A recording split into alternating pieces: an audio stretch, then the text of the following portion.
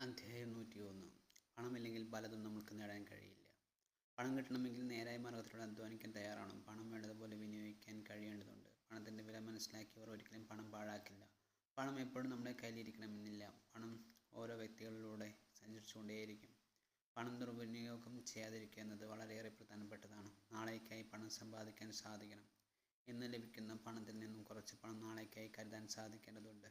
നാളുകൾ നമ്മൾക്ക് എങ്ങനെയുള്ള സാഹചര്യമായിരിക്കുമെന്ന് മുൻകൂട്ടി പറയാൻ സാധിച്ചെന്ന് വരില്ല. മോശമായ സാഹചര്യങ്ങൾ നേരിടാൻ ഒരുപക്ഷെ കൈവശം കരുതിയ പണം ഉപകാരപ്പെട്ടേക്കാം. ആവശ്യ സാഹചര്യത്തിൽ ഒരുപക്ഷെ ആവശ്യമുള്ള പണം ലഭിച്ചില്ല എന്ന് വരും. നിരാശപ്പെടാതെ കഴിവിൻ്റെ പരമാവധി ശരിയായ മാർഗത്തിലൂടെ പരിശ്രമിച്ചുകൊണ്ടിരിക്കുക. കിട്ടുന്ന സമയമെല്ലാം പാഴാക്കാതെ നോക്കേണ്ടത് നമ്മുടെ കടമയാണ്. നാളുകൾ നമ്മുടെ ജീവിതത്തിൽ എന്തെങ്കിലുമൊക്കെ നേട്ടങ്ങൾ സ്വന്തമാക്കണമെങ്കിൽ ഇന്ന് കിട്ടുന്ന സമയം പാഴാക്കാതെ നോക്കേണ്ടതുണ്ട്. പണമുണ്ടെങ്കിലാണ് പല കാര്യങ്ങളും നമുക്ക് നേടാൻ സാധിക്കുകയുള്ളൂ. പണം എപ്പോഴും സൂക്ഷ്മതയോടെ കൈകാര്യം ചെയ്യാൻ സാധിക്കട്ടെ.